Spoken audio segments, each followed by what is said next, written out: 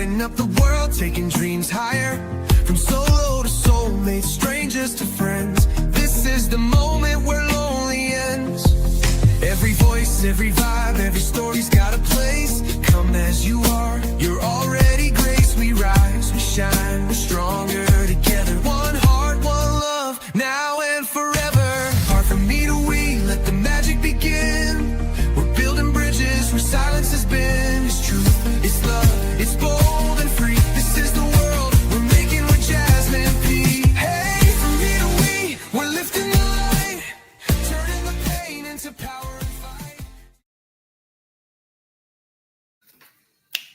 Hey guys, this is Jasmine Patel, Pakistan Wali, and I welcome you to the 27th episode on From Me to We with Jasmine Patel. And you're probably wondering who I have on this time.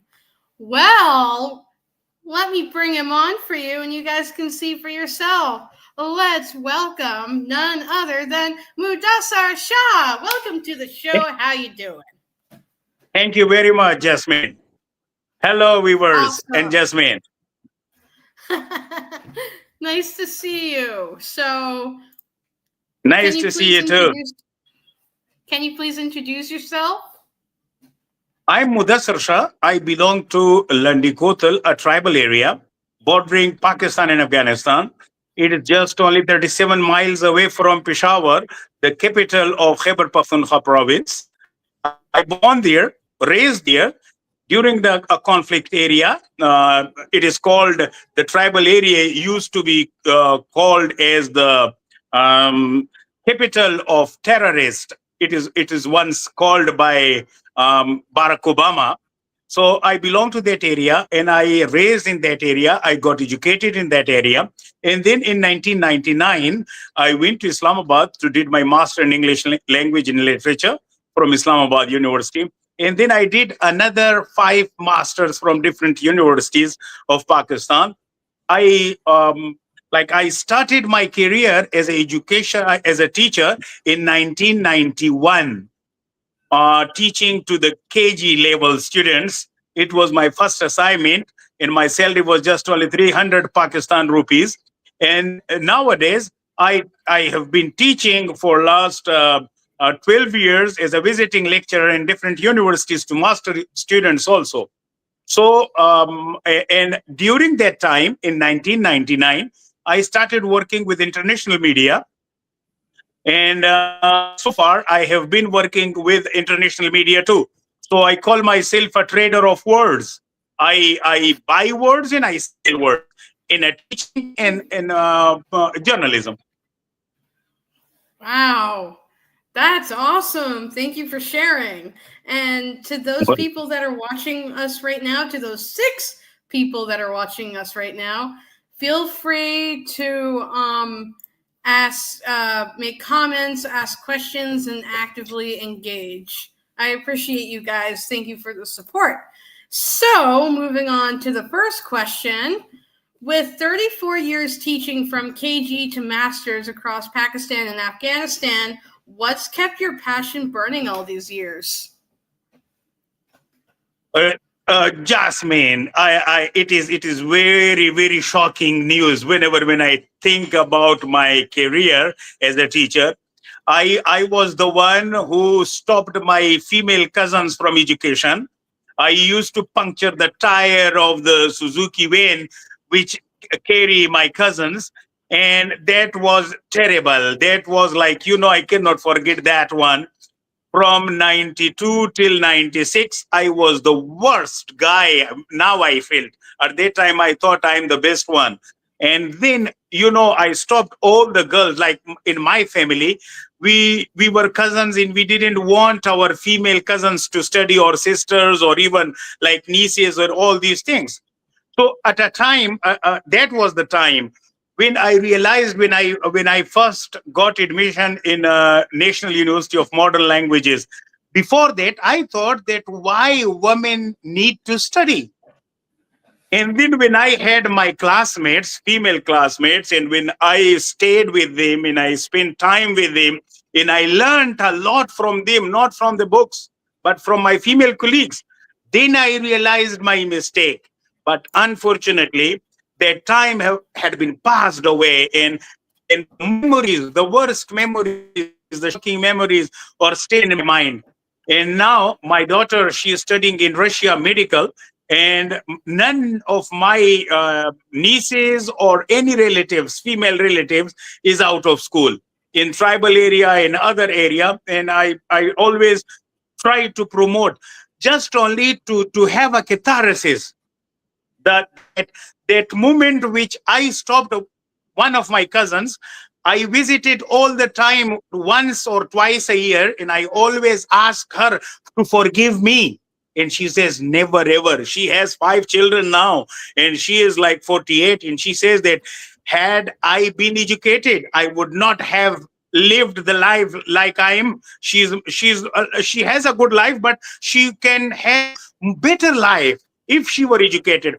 So that stigma is in my mind, and for to console that, to console myself in mind, I try to provide, to help people in education sector. That is one of the reasons, I guess. And so far, like I taught in different religious seminaries, which we call madrasa.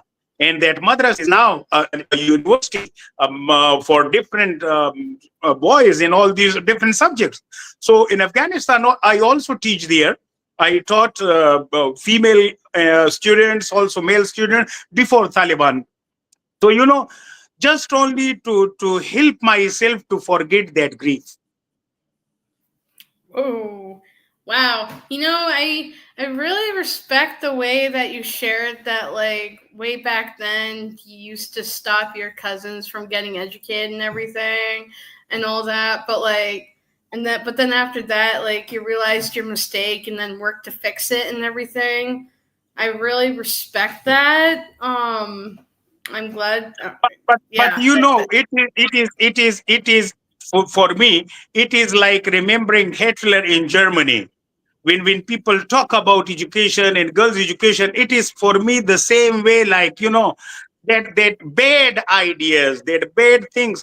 Unfortunately, the worst thing was that I felt proud on that bad habit. So, that very, very shocking, very difficult to forget. Right, right. So the next question I'm gonna ask you. So when you introduce yourself to me, you mentioned that you're also a filmmaker and a documentary producer. So tell me, what issues are you most passionate about bringing to light? Most of my stories based on the voices of voiceless people, and mostly the journalists know me as the person, the journalist who brings the voices of voiceless, and those stories which have not been on the media so far. Most of my stories are like that. I did one documentary with Robert Greenwald, a Hollywood director, The Unmanned U.S. Drone. If you remember, Imran Khan, the ex-prime minister, visited Waziristan, and that was the part of our documentary we made on drone. And after that documentary, the United States, the United Nations declared drone as illegal in Pakistan. And beside that, I always, like, I have more than 4,000 different reports for different media channels, and mostly they are based on women rights and the issues of those people whose voice are not heard in mainstream media. Unfortunately, the important thing is that Pakistani media, since the first day, you cannot express openly, you cannot bring issues openly in Pakistani media. So for me, the international media is a very good platform. Mm-hmm. That's great. That's great to hear. So another question. So And this is a very important question. How do you balance your roles as an educator, a journalist, and filmmaker without missing a beat? How do you balance everything?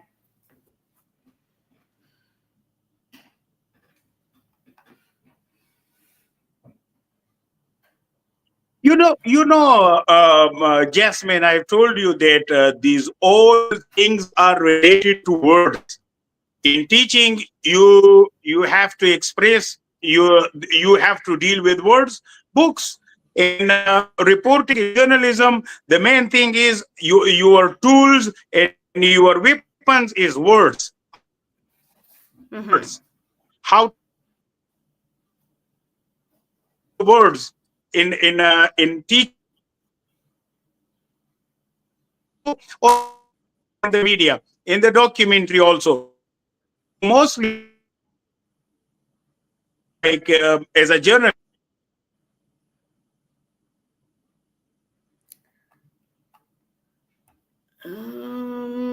Some technical issues going on. I can't hear you. And you're frozen.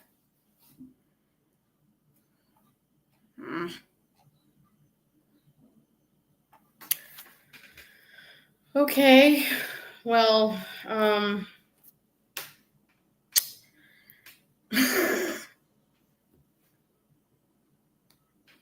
all right, so I'm not sure what's going on right now.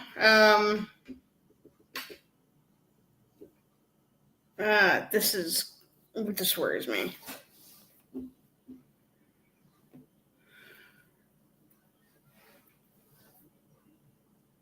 Okay, so unfortunately, our esteemed guest is having some internet issues, unfortunately. Oh. Hold on a second.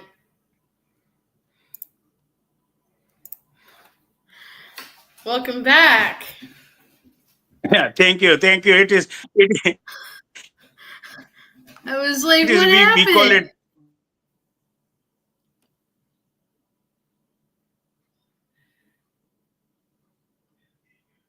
Hello? Can you hear me?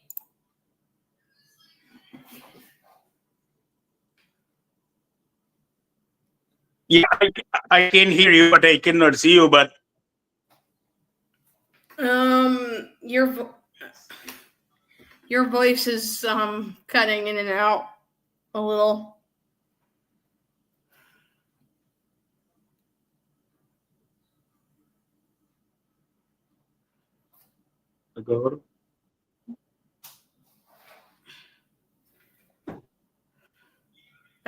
Sorry about this, guys.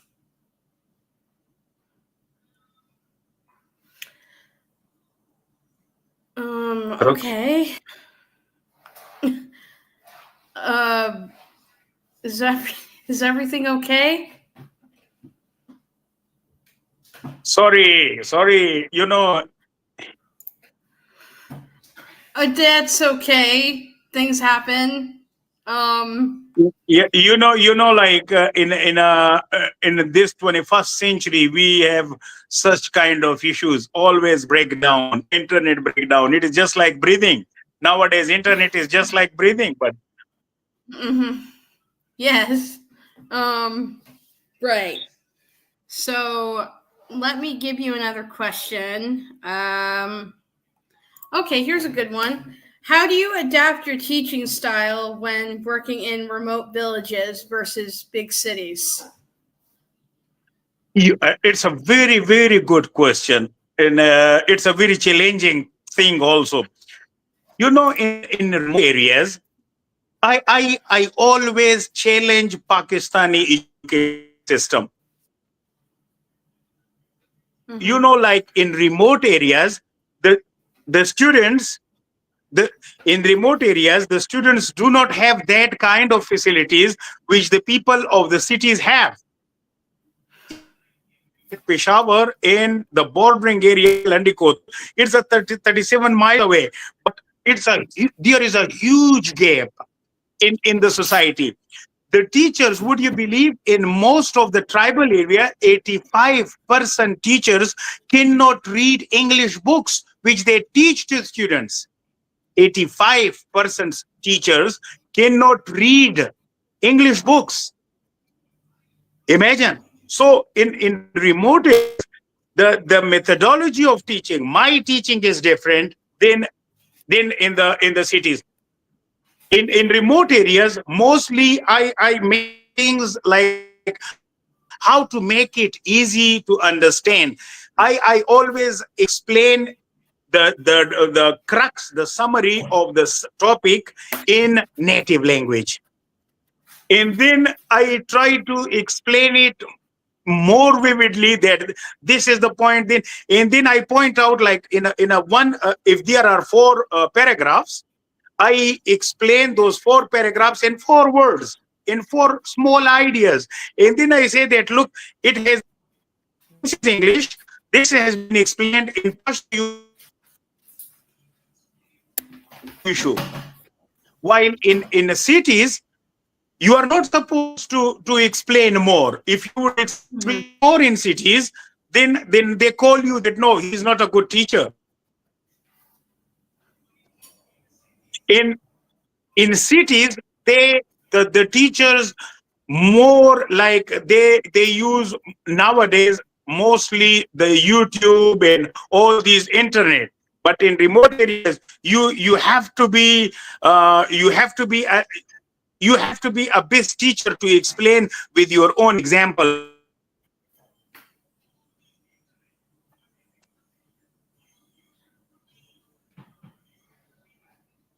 Mm-hmm.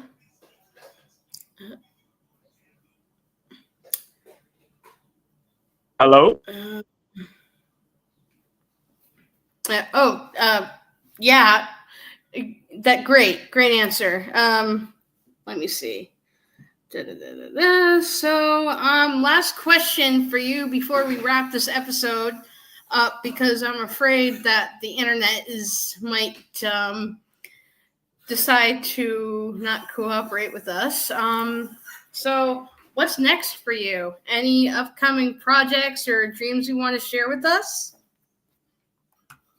Rehana Lawala has made my thinking to a different poles apart. Taken my dream on other. Before meeting Rehana Lawala, I was working on a film, Pashto film. Like, we do not have a Pashto cinema at all, and we for last 2 decades, I would say that we didn't have good Pashto movies. So I was preparing for that, and I have finalized each and everything, script and all these things. And I was expecting some of the foreigners' friends to visit Pakistan and to make a Pashto film. Then we can translate one. But after meeting Hana Lawala and his idea, his school idea, his AI, artificial intelligence idea, now I'm thinking to work on education also. My film is based also on education, on empowerment, early child marriages. But at the same time, I'm thinking to start another, if I could help work with him tribal area or in Afghanistan. So that is a few.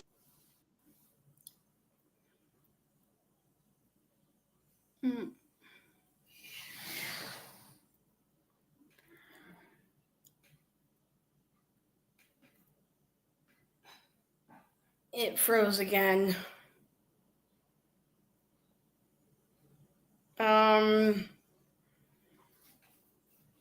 So apparently there's some technical issues again that our guest is going through right now, which is unfortunate. I'm gonna wait for him to come back again.